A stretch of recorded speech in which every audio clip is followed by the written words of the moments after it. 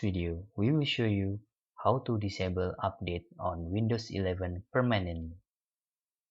First, you need to download Windows Update Blocker for Windows 11. We put link into description. After you download the file, you can just right-click and then you can choose Extract here. Open the folder and double-click on Windows Update Blocker. Then select Disable Service and click Apply Now.